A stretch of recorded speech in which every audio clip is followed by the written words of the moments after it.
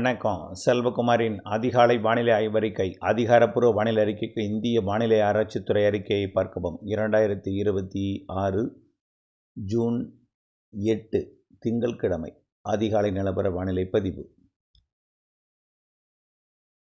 இன்றைய அறிக்கையில் வானிலை அமைப்பு: நேற்று மழை எங்கே, இன்றைக்கு மழை பொழிவு எங்கே, வரக்கூடிய நாட்கள் எப்படி, இந்த பருவம் எப்படி, வடகிழக்கு பருவமழை எப்படி, அடுத்த ஆண்டு 80% வாய்ப்பு என்று அறிவிக்கப்பட்டிருக்கக்கூடிய சூப்பர் எல்னினோ எப்படி. சூப்பர் எல்னினோங்கிறது 80% வாய்ப்பு, ஆனால் எல்னினோ அடுத்த வருடம் இருக்கும்.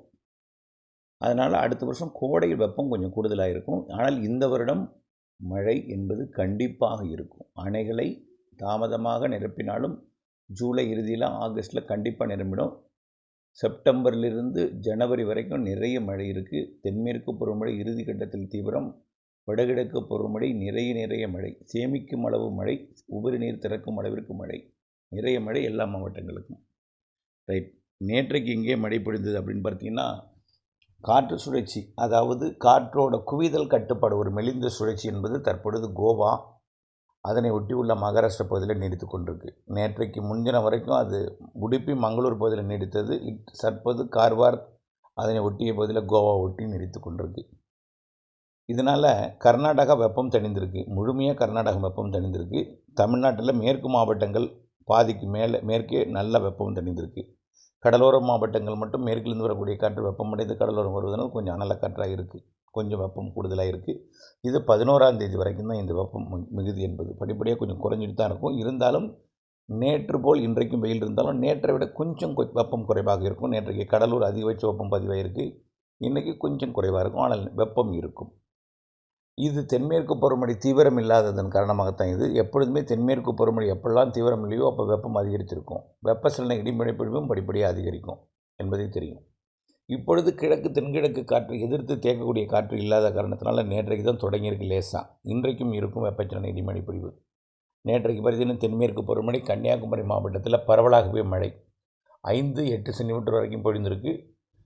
ஆரல்வாய் மொழி வரை, ஏன் ராதாபுரம் ஒட்டி கூட பகுதி கூட சாரல் லேசான மழை 1 சென்டிமீட்டர் 2 சென்டிமீட்டர் வரைக்கும் கூட கொடுத்துருக்கு. ராதாபுரம் பகுதியில், கன்னியாகுமரி மாவட்ட மலைப்பகுதியில் கனமழை கொடுத்துருக்கு.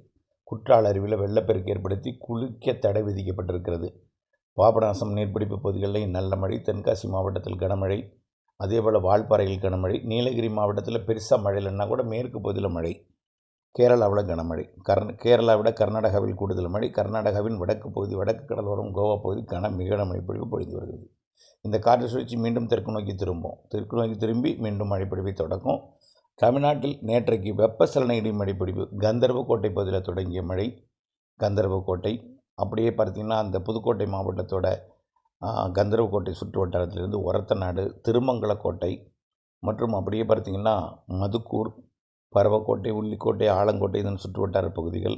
அப்படியே பார்த்திங்கன்னா திருவாரூர் மாவட்டத்தோட பேரையூர், தஞ்சாவூர் மாவட்டத்தோட கவரப்பட்டு இந்த பகுதியெல்லாம் நல்ல மழைப்பொழிவு பொழிந்திருக்கு. மன்னார்குடிக்கும் மழை. அது அப்படியே பார்த்திங்கன்னா தெற்கு பகுதியில் கொஞ்சம் கூடுதல் மழை. திருவாரூர் கூட 1 சென்டிமீட்டர் மழை பொழிந்திருக்கு. திருவாரூர் கூட மழைப்பொழிவு பொழிந்திருக்கு. வடபாதிமங்கலம் போன்ற பகுதிகளுக்கும், கோட்டூர், திருத்துறைப்பூண்டியில் நல்ல மழை பொழிந்திருக்குது. சுமார் 2 சென்டிமீட்டர் வரைக்கும் திருத்துறைப்பூண்டியில் மழை பொழிந்திருக்கிறது. கந்தர்வக்கோட்டையிலையும் 2 சென்டிமீட்டர் மழைப்பொழிவு. தஞ்சாவூர் மாவட்டம் ஒரத்தநாடு 2 சென்டிமீட்டர், வெட்டிக்காடு 1.5 சென்டிமீட்டர், நெய்வாசல் தென்பாதி மழை. அடுத்தபடியாக பார்த்திங்கன்னா திருவாரூர் மாவட்டம் திருத்துறைப்பூண்டி 24 மில்லிமீட்டர், 2.5 சென்டிமீட்டர் மழை பெஞ்சிருக்கு. மன்னார்குடியில் 1/2 சென்டிமீட்டர் தான். அதற்கு தெற்கே போக தான் நல்ல மழைப்பொழிவு கொடுத்துருக்கு. ஆனால் முத்துப்பேட்டை கிடையாது. பெருகவாழ்ந்தனுக்கு வடக்கே மன்னார்குடி பெருகவாழ்ந்தன் இடைப்பட்ட பகுதி. அது அப்படியே திருத்துறைப்பூண்டியை மையமாக வைத்து வேளாங்கண்ணி வரைக்கும் கடலோரம் வரை பயணித்து வேளாங்கண்ணி பகுதியிலேயும் மழைப்பொழிவை கொடுத்து வேட்டைக்கரை இணைப்பு கொடுத்து கடலுக்குள் இறங்கியது இரு காற்று இணைவு. இன்றைக்கு மழைப்பொழிவு எங்கே இருக்கும் என்பதை பார்ப்போம். இன்றைக்கும் அந்த கொடைக்கானல் மலை மறைக்கக்கூடிய பகுதிக்கு கிழக்கு பகுதி தொடங்கி, அதாவது புதுக்கோட்டை மாவட்டம் மற்றும் சிவகங்கை மாவட்டம் மற்றும் டெல்டா மாவட்டங்களுக்குள் மாலை இரவில் மழைப்பொழிவு வரும். பெருசாக இருக்காது. நேற்றைக்கு கந்தர்வக்கோட்டையில் தொடங்கி வேளாங்கண்ணில் முடிஞ்சுது. இன்றைக்கு வேறு இடங்களில் குறைவான பரப்பில் மழை இருக்கும், ஆனால் பெருசாக இருக்காது. அதே போல் வட உள் மாவட்ட பகுதிகள் மற்றும் ஆந்திர எல்லையோர மாவட்ட பகுதிகளிலிருந்து வடகடலோரம் பகுதிகளுக்கும் மழைப்பொழிவு இருக்கும், குறைவான பரப்பில் இருக்கும். நாளைக்கு செவ்வாய்க்கிழமை 9ஆம் தேதி இன்றைய விட பரப்பில் கூடியிருக்கும் மழை. இன்றைய விட கொஞ்சம் கூடுதல் பரப்பில் மழை இருக்கும்.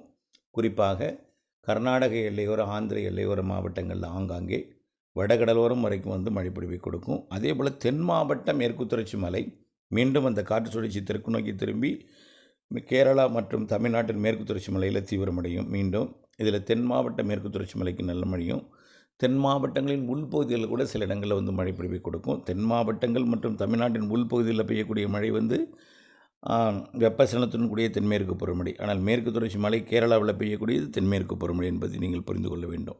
9ஆம் தேதி நாளை வடவுள் மாவட்ட பகுதி, அதாவது கள்ளக்குறிச்சி, சேலம், தருமபுரி, கிருஷ்ணகிரி, கள்ளக்குறிச்சி, திருவண்ணாமலை மற்றும் விழுப்புரம், திருப்பத்தூர், வேலூர், ராணிப்பேட்டை, சென்னை, திருவள்ளூர், காஞ்சிபுரம், செங்கல்பட்டு, கடலூர், புதுச்சேரி வரைக்கும் நாளைக்கு ஆங்காங்கே மழைப்பிடிப்பு செவ்வாய்க்கிழமை 9ஆம் தேதி இருக்கும். அதே போல் புதுக்கோட்டை வடக்கே, அதாவது திருச்சி மாவட்ட தெற்கு பகுதி, புதுக்கோட்டை மாவட்ட பகுதி, அதாவது புதுக்கோட்டைனா கந்தர்வக்கோட்டை சுற்றுவட்டார பகுதிக்கு உறுதியாக தெரியுது. அப்படியே டெல்டாக்குள்ளே வந்து ஒரத்தநாடு உள்ளிட்ட பகுதிகளுக்கு மழைப்பொழிவு நாளைக்கு கொஞ்சம் கொடுப்பதற்கு வாய்ப்பு இருக்குது. புதன்கிழமை 10ஆம் தேதியை பொறுத்த வரைக்கும் கண்டிப்பாக ஆந்திர, கர்நாடக எல்லையோர மாவட்டங்களுக்கு கனமழை இருக்குது. கர்நாடக எல்லையோரத்தை விட ஆந்திர எல்லையோரம் திருப்பத்தூர், வேலூர், ராணிப்பேட்டை, திருவள்ளூர் மற்றும் திருவண்ணாமலை வடக்கு பகுதி இதெல்லாம் கொஞ்சம் கனமழையே தெரியுது. அதே போல் காஞ்சிபுரம், சென்னை, திருவள்ளூர், செங்கல்பட்டு மாவட்டத்திற்கும் நாளைக்கே சற்று கனமழை தெரிகிறது. புதன்கிழமை 11ஆம் தேதி உள்ளேயும் வட உள்பகுதிகளில் ஆங்காங்கே மழைப்பொழிவை கொடுக்கும். 11ஆம் தேதியிலிருந்து டெல்டாவிற்கு மழைப்பொழிவு கிடைக்கும். டெல்டாவிற்கும் கிடைக்கும். மேற்கு தொடர்ச்சி மலைப்பகுதிகளில் ஈரோடு, திருப்பூர், கோயம்புத்தூர் மாவட்டத்தில், பாலக்காடு கணவாய்க்கும் வடக்கையும், கணவாயோட மையப்பகுதிக்கு வடக்கையும் தெற்கையும் வந்து நெருங்கி வந்து கொடுக்கும். மேட்டுப்பாளையம், அன்னூர் போன்ற பகுதிகளுக்கெல்லாம் 11ஆம் தேதி மழை வாய்ப்பே தெரியுது. நீலகிரி, ஈரோடு, கரூர் மாவட்டத்தின் வடக்கு பகுதி கொஞ்சம் உறுதியாக, நாமக்கல், சேலம், கிருஷ்ணகிரி, அதே போல் திண்டுக்கல் மாவட்டம், கொடைக்கானல் மலைப்பகுதி, திருப்பூர் மாவட்டத்தோட தெற்கு பகுதி, அப்புறம் பார்த்திங்கன்னா தேனி, மதுரை மாவட்டத்தோட ஆங்காங்கே, அப்படியே விருதுநகர் மாவட்ட மேற்கு பகுதி, ஸ்ரீவில்லிபுத்தூர் உள்ளிட்ட பகுதிகள் மற்றும் தென்காசி, திருநெல்வேலி மாவட்ட பகுதி, கன்னியாகுமரி மாவட்ட பகுதி, தென் மாவட்டங்களின் உள்ளேயும் 11ஆம் தேதி மழைப்பொழிவு கிடைக்க வாய்ப்பு இருக்குது. வடகடலோரமும் வாய்ப்பு இருக்குது. ஆங்காங்கே டெல்டாவுக்குள்ளேயும் வரும் மழை. டெல்டாவிற்கு 11ஆம் தேதி கனமழை தெரியுது. உள் டெல்டாவில் உறுதியாக தெரியுது. வேதாரண்யம் உள்ளிட்ட கடலோர பகுதி வரைக்கும் எட்டி பிடிப்பதற்கு வாய்ப்பு இருக்குது. 11ஆம் தேதி எதிர்பார்க்கலாம். கிருஷ்ணகிரி, தருமபுரி, சேலம், நாமக்கல், ஈரோடெல்லாம் 11ஆம் தேதி நல்ல மழைப்பொழிவு எதிர்பார்க்கலாங்க. 11ஆம் தேதி கொஞ்சம் கூடுதல் பரப்பில் நல்ல மழைப்பொழிவு எதிர்பார்க்கலாம். 11ஆம் தேதியிலிருந்து தான் படிப்படி அதிகரிக்கும்னு நாம் ஏற்கனவே சொல்லியிருக்கோம். ஓரளவுக்கு நம்பிக்கை வரக்கூடிய அளவில் வானிலையெல்லாம் மாறி குளிர்ந்த சீதோஷ நிலையாக மாறிவிடும். 11, 12, 13, 14 அப்படி எல்லா நாளுமே. 11ஆம் தேதிக்கு மேலே தமிழ்நாட்டில் வெப்பசலன இடிமழைப்பொழிவு பரவலாகிறது. தென்மேற்கு பருவமழையும் தொடர்ந்து கொண்டிருக்கும். சற்று தீவிரம் குறைவாக தென்மேற்கு பருவமழை இருக்கும். தமிழ்நாட்டில் வெப்பசலன மழை வலுத்திருக்கும். 16ஆம் தேதிக்கு மேலே தென்மேற்கு பருவமழை வலுக்கும். 18ஆம் தேதியிலிருந்து, அதாவது ஜூன் 18லிருந்து ஜூலை 5, 6 தேதி வரைக்கும் நல்ல வலுத்த தென்மேற்கு பருவமழை இருக்கும். ஒரு 10 நாள் இடைவெளி விட்டுட்டு மீண்டும் ஜூலை 15லிருந்து ஜூலை 15லிருந்து ஜூலை 20 வரைக்கும் 31ஆம் தேதி வரைக்கும் நல்ல வலுத்த மழை பின் அரை பகுதியில் இருக்கும்னு நம்ம ஏற்கனவே சொல்லியிருக்கோம். அதில் தான் அணைகளை நிரப்பும் மழைப்பொழிவெல்லாம் இருக்குது. ஜூலை பின் அரை பகுதி, ஏன் ஜூன் இறுதியிலேயே வந்து கர்நாடக அணைகளுக்கெல்லாம் தண்ணீரை கொடுக்கும். கேரளாவிற்கும் தண்ணீரை கொடுக்கும். நல்ல தண்ணி கொடுக்கும். நல்ல மழைப்பொழிவு நீர்வரத்தை கொடுக்கும். தமிழ்நாட்டு அணைகளுக்கும் மெல்ல ஏறுமுகத்துக்கு போகும். இந்த மாத இறுதியில் ஃபுல்லாக நிரம்புறது என்பது ஜூலை இறுதி. கர்நாடக அணை நிரம்புவது ஜூலை இறுதி. அதுக்கு முன்னாடி ஏறுமுகத்துக்கு போயிட்டே இருக்கும். கொஞ்சம் கொஞ்சமாக நிரம்புவது என்பது ஜூலை இறுதி. ஜூலை இறுதியில் அங்கேருந்து திறக்கப்படக்கூடிய தண்ணீர் ஆகஸ்ட் முதல் 2 வாரம் கொஞ்சம் வீக்காக இருக்கிறதுனால கொஞ்சம் தண்ணீர் வரத்து குறைவாக இருந்தாலும் நிரம்பி இருக்கும் கர்நாடக அணையெல்லாம். அதே போல் நம்ம அணைக்கும் நீர்வரத்து வரத் தொடங்கும். அங்கிருந்து உபரி நீர் வரத் தொடங்கும். தமிழ்நாட்டில் உள்ள மேட்டூர், பவானிசாகர், பரம்பிக்குளம், தென் மாவட்டத்தில் உள்ள அணைகள் எல்லாமே நிரம்புவதற்கு சாதகமான நேரம்னா ஆகஸ்ட் மாதம் இறுதி 15 நாள் நல்ல உபரி நீர் கிடைக்கும். நல்ல ஒரு நீர்வரத்து இருந்து ஆகஸ்ட் இறுதியில் கண்டிப்பாக மேட்டூர், பவானிசாகர், அமராவதி எல்லாமே நிரம்புவதற்கு வாய்ப்பு பிரகாசமாக இருக்குது. ஆகஸ்ட் இறுதியில் எப்பொழுதுமே ஆகஸ்ட்டில் நிரம்பியிருக்கு. நாம் கடந்த வருடம் மட்டும்தான் முன்கூட்டி நிரம்பிச்சு. இந்த வருஷமும் ஆகஸ்ட்டில் நிரம்புன்னு சொன்னோம். அணை நீர் குறைவாக இருக்கிற காரணத்தினால 30 நாட்களுக்கு 10,000 கனடி 11,500 கனடி திறக்கப்பட்டால் 35 நாட்களுக்கு தான் தண்ணீர் இருக்குது. 35 நாட்களுக்கு தண்ணீர் இருக்குது. 11,500க்கு மேலே திறந்தால் அது 25 நாளாக குறைஞ்சிடும். 35 என்பது 30 நாளாகவும், இன்னும் கூடுதல் திறந்தால் 25 நாளைக்கு தான் தண்ணி இருக்கும். நீர் மேலாண்மை பொறுத்து தான், எவ்வளோ திறக்கப்படுகிறதோ அதை பொறுத்து.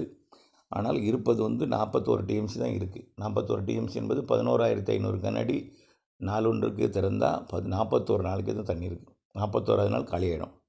அதே 15,000 கனஅடியாக திறந்தால் 38, 37 நாளைக்கு தான் இருக்கும். அதே 18,000 கனஅடி திறந்தால் 35 நாளைக்கு 30 நாளைக்கு தான் இருக்கும். 30 நாளைக்கு தான் இருக்கும். இன்னும் 20,000 கனஅடி திறந்தால் கண்டிப்பாக அது 20 நாள்லேயே முடிஞ்சிடும். ஆகவே திறப்பை பொறுத்து இருக்குது. ஆனால் 11,500 கனஅடி திறந்தால் 40 நாட்களுக்கு திறக்கக்கூடிய அளவிற்கு தண்ணி இருக்குது.